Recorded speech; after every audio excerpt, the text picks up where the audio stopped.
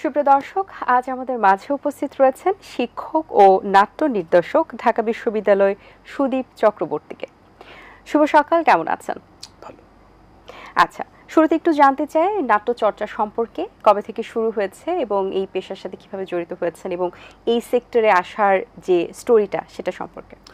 আসলে নাট্য চর্চায় আমার শুরু হচ্ছে 1996 সালে, যখন আমি কলেজে ভর্তি হয়েছি। আচ্ছা, তো প্রায় এটা 29 বছরের জার্নি, 3 দশক ধরে আসলে আমি নাট্য চর্চায় যুক্ত আছি এবং এই চর্চার ভিতর দিয়ে ঢাকা বিশ্ববিদ্যালয়ে আমি থিয়েটার অ্যান্ড পারফরমেন্স স্টাডিজ বিভাগে ভর্তি হই। তারপরে দেশে এবং বিদেশে পড়াশোনা করেছি এবং এই বিশ্ববিদ্যালয়ে শিক্ষকতা করছি। ঢাকা বিশ্ববিদ্যালয়ে শিক্ষকতার পাশাপাশি বিভিন্ন নাট্যদলে নাট্য চর্চা করি, ডিরেকশন দিই, ডিজাইন করি। এই আচ্ছা, কিসের ডিজাইন করা হয়? আমি নাটকে সেট ডিজাইন, লাইট ডিজাইন, এই দুটি ডিজাইন আসলে মূলত আমার ফোকাসের এরিয়া এবং পাশাপাশি আমি থিয়েটার প্র্যাকটিশনার হিসেবে ধরুন দেশে এবং বিদেশে যে কর্মশালাগুলো পরিচালনা করি, বিভিন্ন বয়সের inclusive theatre practice, disable theatre, climate theatre, এগুলো নিয়েও কাজ করা হয়। আচ্ছা, আপনার নির্দেশিত নাটকের মধ্যে অন্যতম রয়েছে যেটি হচ্ছে সেলিম আল দীনের চাকা এবং শাহ আব্দুল করিমের জীবনী নিয়ে মহাজনের নাও।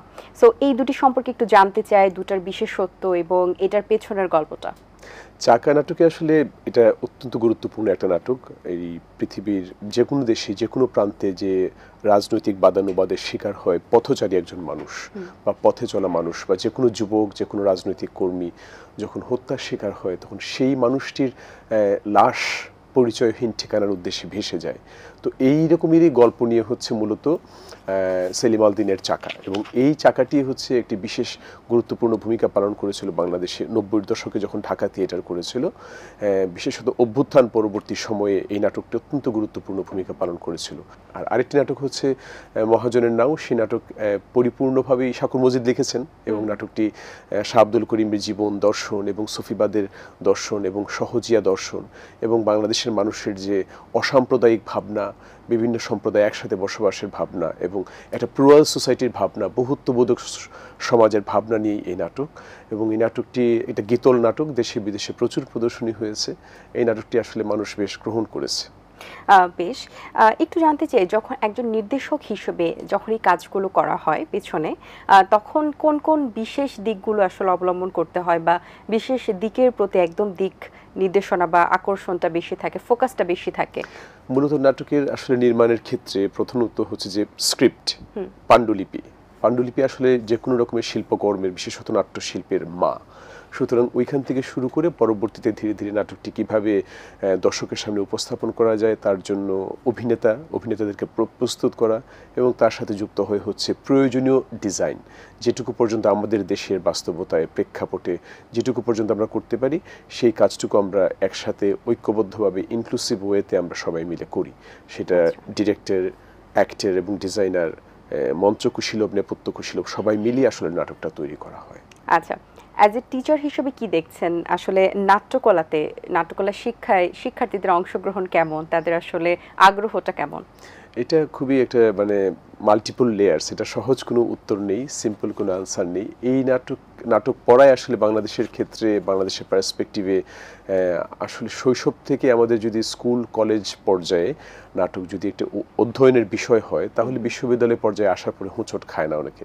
যেমন আমি জানি অধিকাংশ বাংলাদেশে যারা নাট্য শিক্ষায় পড়াশোনা করেন তারা অধিকাংশই কিন্তু জানেন না যে বিশ্ববিদ্যালয় পর্যায়ে নাটকে, সঙ্গীতে বা নৃত্যকলায় পড়াশোনা করা হয়।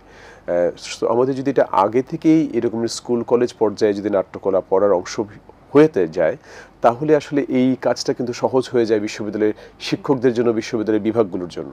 তো এই কাজটা অত্যন্ত গুরুত্বপূর্ণ, কারণ একটা বাংলাদেশ যদি সাংস্কৃতিক বাংলাদেশ নির্মাণের জন্য স্কুল কলেজ পর্যায়ে যদি শিশু কিশোররা এই নাটক, সঙ্গীত, নৃত্য, চারুকলার ভিতর দিয়ে বড় হয়, তাহলে ওই শিশু কিশোরের মধ্যে আমরা কিন্তু যে জীবনটা পাবো, যে মানুষটাকে পাবো, সেই মানুষ কিন্তু ভীষণভাবে নৈতিক, আদর্শিক এবং অসাম্প্রদায়িক মানুষ হিসেবে গড়ে উঠবে। আচ্ছা, খুব সুন্দর কথা বলেছেন। নাট্যশিল্পে আসলে যারা অংশগ্রহণ করতে চান বা অনেকে আপনি বলছিলেন যে এটা যদি প্রচলনটা আরেকটু ভালোভাবে সবাই জানতো যে এটার উপরে পড়াশোনা করা যায়, বা আমরা যদি দেখি যে আরেকটু পেছনের সময়টাতে যে এই সাবজেক্ট নিয়ে কিন্তু খুব বেশি কেউ পড়াশোনা করতেন না এবং সাবজেক্টটা সম্পর্কে অনেকে অবগত ছিলেন না। এখন সবাই আপডেটেড, সো সবাই জানছেন, বুঝছেন এবং এই পেশায় আসছেন এবং এটার উপর শিক্ষা গ্রহণ করার তাদের আগ্রহ রয়েছে। সো এই ব্যাপারটা আসলে আরো প্রকটভাবে বা আরো একটু যদি সবার মধ্যে যদি আরেকটু দেওয়া যায়, যে সবাই যদি এই ব্যাপারটা আরেকটু তাদের মধ্যে বোঝানো যেত, তাহলে কি কি করা যেতে পারে বা নাট্যশিল্পটাকে আরো কিভাবে সমৃদ্ধ করা যেতে পারে? শিক্ষা মন্ত্রণালয় এবং সংস্কৃতি মন্ত্রণালয়, এই উভয় মন্ত্রণালয় যদি ঐক্যবদ্ধভাবে কাজ করে এবং স্কুল কলেজ পর্যায়ে নাট্যকলা, চারুকলা কিন্তু অধ্যয়নের বিষয় হিসেবে যুক্ত হয়েছে, কিন্তু এটা লিখিতভাবে হয়েছে, এখনো প্র্যাকটিক্যালি শুরু হয়নি। তো যদি এটা প্র্যাকটিক্যালি শুরু হয় এবং একই সাথে সংস্কৃতি মন্ত্রণালয় যদি বিভিন্ন রকমভাবে সারা দেশ জুড়ে যদি এই প্রচলনটা যদি রাখে এবং বিভিন্ন মানুষের কাছে যদি পৌঁছে দেয় সংবাদটা যে এই বিষয়ে পড়াশোনা করা যায়, করার ভিতর দিয়ে একটা মননশীল একজন শিশু কিশোরকে তৈরি করা সম্ভব, নৈতিক শিশু কিশোর তৈরি করা সম্ভব, একটা সমৃদ্ধ বাংলাদেশ তৈরি করা সম্ভব, তাহলে নিশ্চয়ই মানুষের কাছে পৌঁছাবে এবং মানুষ আগ্রহ বোধ করবে। আচ্ছা, এমন কোনো স্টোরি আছে নাটক তৈরি করতে গিয়ে এমন হয়েছে যে কোনো মজার স্টোরি যেটা এখনো মনে পড়ে এবং শিক্ষণীয় বটে? আমার নাটক তৈরি করার ক্ষেত্রে দুইজনের কথা বলবো অত্যন্ত গুরুত্বপূর্ণ। একজন হচ্ছে ফেরদৌসী মজুমদার এবং আরেকজন হলো মোমেনা চৌধুরী। তো ফেরদৌসী মজুমদারের সাথে আমি তার অভিনীত আব্দুল আল মামুনের নির্দেশিত কোকিলারা নাটকটি আবার আমি নতুন করে ডিরেকশন দিয়েছি। আর দ্বিতীয়টি হলো মোমেনা চৌধুরীর একক অভিনীত নাটক লাল জমিন, এটা আমি ডিরেকশন দিয়েছি। তো এই দুটো কাজের ক্ষেত্রে আসলে একটা কাজ হয়েছে যে দুটোই একক অভিনয়, দুজনেই কিন্তু একা অভিনয় করেন পুরো মঞ্চে এবং পুরো 1 ঘন্টা জুড়ে অনেকগুলো চরিত্রে অভিনয় করেন। তো ওই দুটো কাজের ক্ষেত্রে আমার যে সবচেয়ে বড় যে অর্জন এবং যেটা আনন্দেরও এবং একই সাথে হচ্ছে যে এখন পর্যন্ত যখন আমি ভাবি তখন রোমাঞ্চকর লাগে যে এই জন্য যে আমি যে চ্যালেঞ্জটা নিয়েছিলাম এবং তারা যে আমার উপর আস্থা রেখেছিলেন, আজকের থেকে 10 বছর আগে কাজগুলো করেছি আমি, তো তখন যে তারা আস্থা রেখেছিলেন এবং যে চ্যালেঞ্জটা আমি নিয়েছিলাম সেইখানে প্রতি মুহূর্তে তাদের সহযোগিতা পেয়েছি।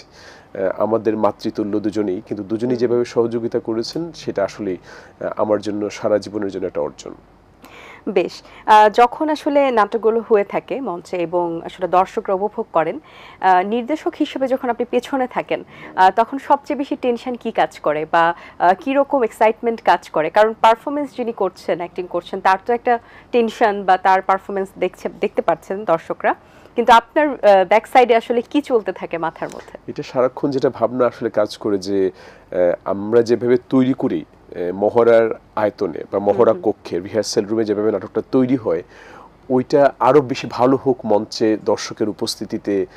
দর্শক যখন আলো পড়ছে, মেকআপ নিচ্ছে, কস্টিউম পড়ছে, তখন যেন আমরা মহড়ায় যা করেছিলাম তার থেকে যেন শতগুণ ভালো হয়, সেই আগ্রহ, সেই প্রবল আকাঙ্ক্ষা, বাসনা থাকে।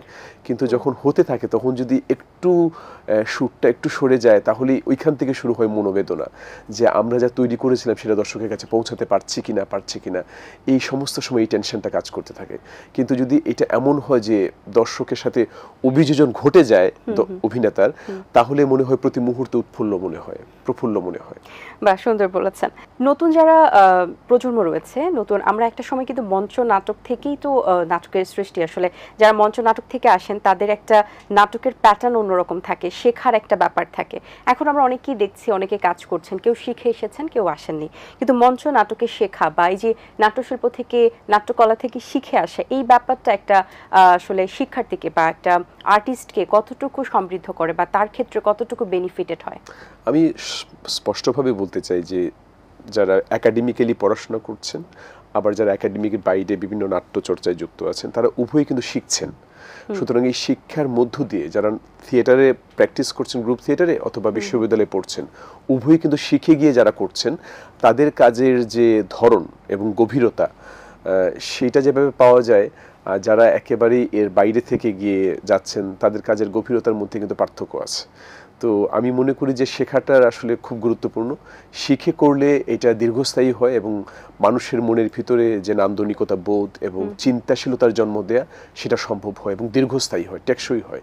সুতরাং আমি শিক্ষার প্রতি গুরুত্ব দেব। আচ্ছা, এবং যারা এই প্রফেশনে আছেন কিংবা যারা পড়াশোনার জন্য ভাবছেন যে তারা আসলে এই সেক্টরটাতে আসবেন কিনা, তাদের উদ্দেশ্যে আপনার কি পরামর্শ থাকবে?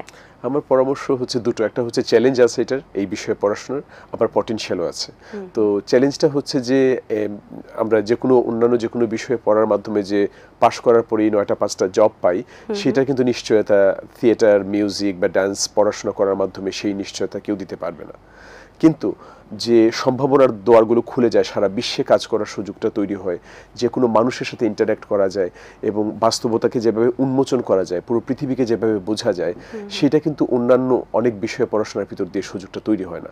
সুতরাং যেভাবে পটেনশিয়াল আছে, চ্যালেঞ্জও আছে। সুতরাং এই দুইটাকে মাথায় নিয়ে যদি কেউ পড়তে আসে, আমি মনে করি যে সেটাই ভালো।